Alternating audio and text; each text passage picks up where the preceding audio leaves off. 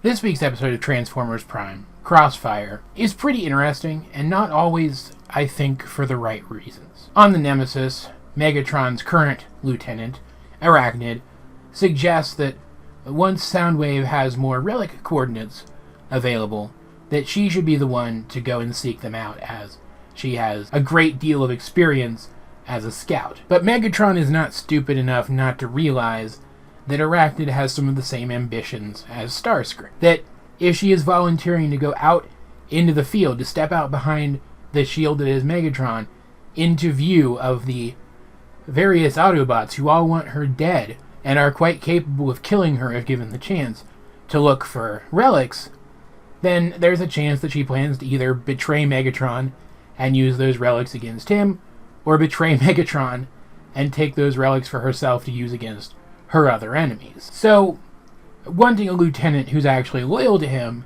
he gives Dreadwing, our new character from last week, a chance to shine, sending him out with Knockout on a faux relic retrieval mission with Arachnid so that they can assassinate her. Something that he would usually do himself, but I guess between wanting to give Dreadwing that opportunity and recognizing that Arachnid would get suspicious if Megatron went with her on a mission, he figured that this was the better option. Arachnid, though, is not stupid either and realizes what's going on, pissing off Knockout, causing him to go apeshit, chase after her, separate from Dreadwing, and then catches him in a web and kills him. And I think that this is the episode's first misstep. I get that they just brought in a new Decepticon character and that they're going to have to develop him now, too.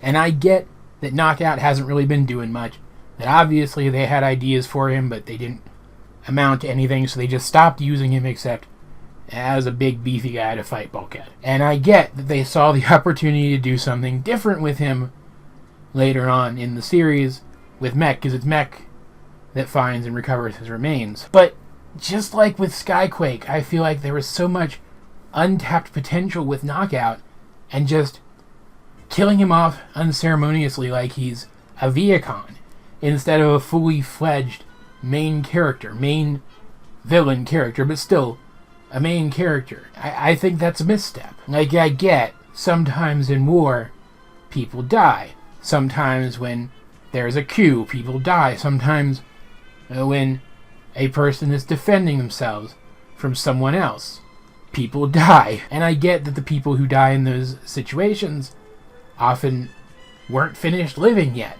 But this isn't even treated like a defy your expectations moment. It feels like they didn't know what else to do with Knockout, and so threw him out like so much garbage. And like, sure, it makes for a shocking moment. It shows that this time Arachnid's not going to be able to weasel her way back into Megatron's good graces, that she's going to be rogue again.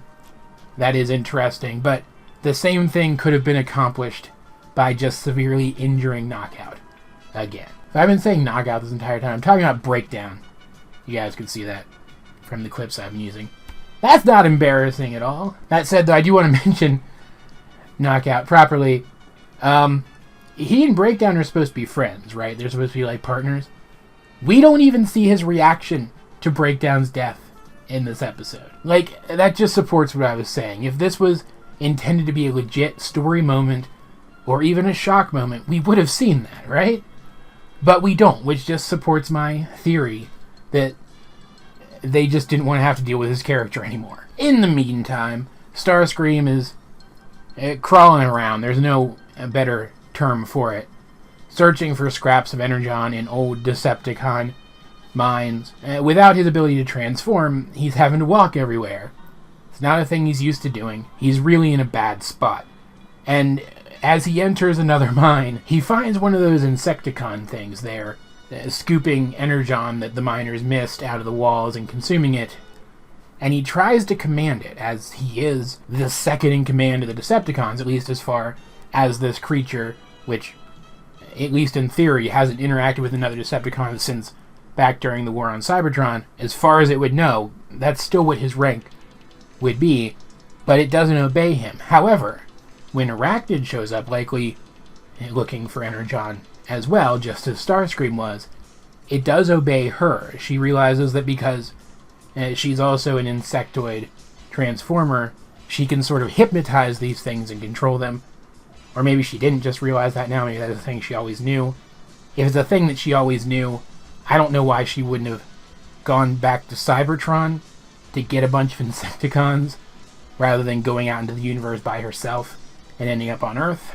But whatever. Point is, she now has this really dangerous hulking monster on her side, and is able to mortally wound Starscream. So once again he goes crying to the Autobots for help in exchange for information. He fabricates a scheme by Arachnid to try to use the Insecticon against mankind, which does sound like a thing that she would do, honestly, when really she just intends to try to assassinate Megatron back because he did call no backsies. And this is enticing enough information that the Autobots decide to patch him up in exchange for Arachnid's current location, something that RC is quite pissed off about because, you know, he kind of murdered Cliffjumper. That was the thing that Starscream did. In reality, though, what Starscream has managed to do here is out-scheme another schemer, because now the Autobots are going to be heading to the same location that Arachnid plans to lure Megatron to. Megatron gets there first, he gets blindsided by the Insecticon, and put off guard by the fact that it won't even obey him in lieu of Arachnid, and he gets seriously wounded by it.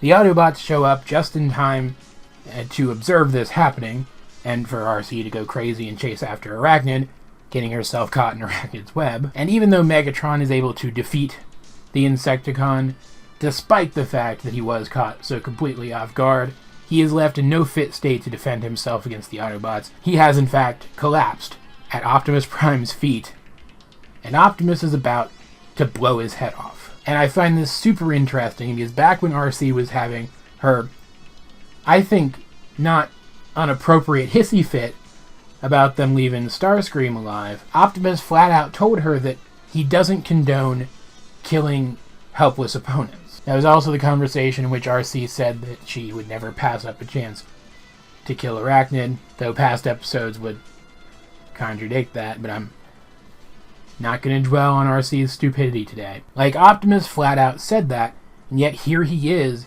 keeping to his mindset that Megatron needs to go. Maybe he just wants the other Autobots to be better than he feels that he has to be to end this war.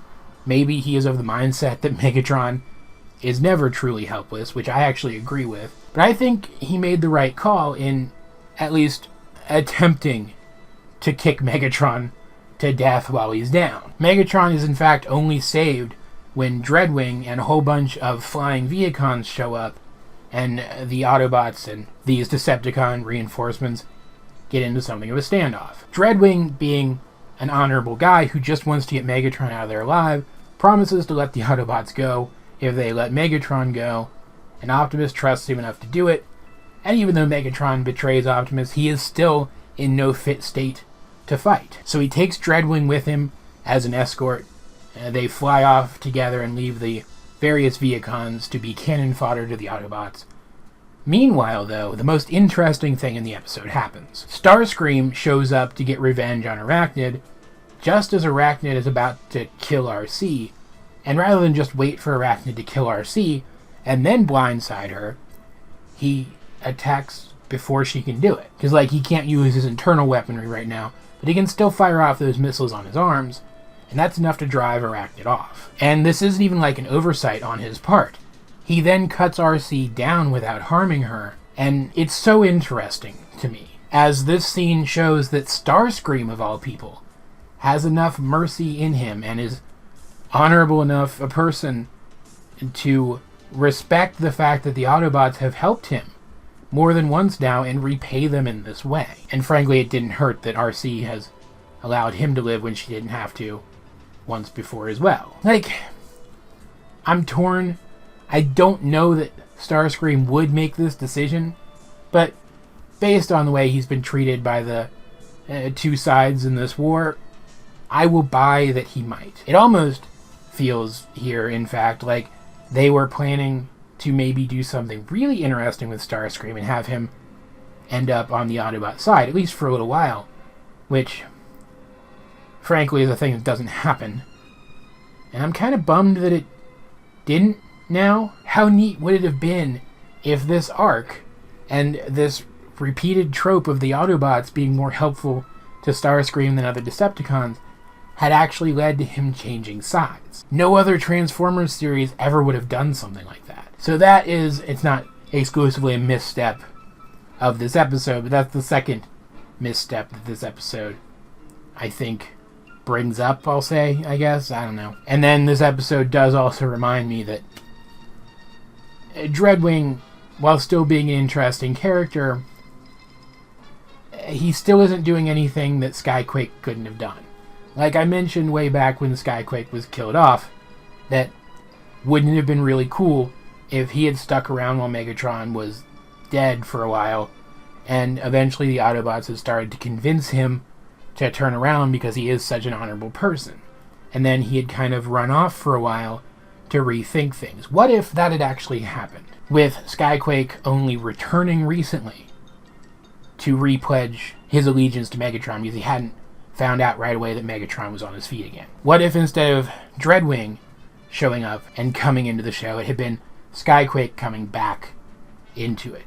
Because in this episode, when Megatron decides to go against what Dreadwing had given as his word, you can see on Dreadwing's face, he doesn't quite like that. And it doesn't go anywhere in this episode, and I can't remember if it goes anywhere later down the line, but clearly as an honorable guy, he doesn't like that his leader, who he is so loyal to, was dishonorable. And frankly, if we had gotten my proposed arc for Skyquake, this reaction would have fit perfectly into that arc. It just really leaves me lamenting the fact that Skyquake was used so poorly. So while this is an interesting episode, while it does end on a fantastic twist reveal, Arachnid finds an entire nest of Insecticons, which, once they hatch, she will presumably be able to control as completely as the last one. And while the action here was interesting, and while, I mean, they're already using Dreadwing for something, so at least he does look like he's going to get development, unlike a lot of the other Decepticon characters who were at least as interesting as him, I would say more in most cases. This episode, at the end of the day, only really reminds me of things that the show could have done better, and it makes me wonder if the show is going in directions that it never plans to go in. Couple that with the fact that even with Arachnid finally defecting from the Decepticons 100%, this episode still feels like filler, and I don't know, I just don't like it very much. As per usual though, guys, I'd like to know, what did you think of Crossfire if you have seen it? Let's get a discussion going in the comment section down below, or over my Discord, link in the description. But either way, this has been AJ22, and I will talk to you guys later. Crossfire, you get caught up in the crossfire.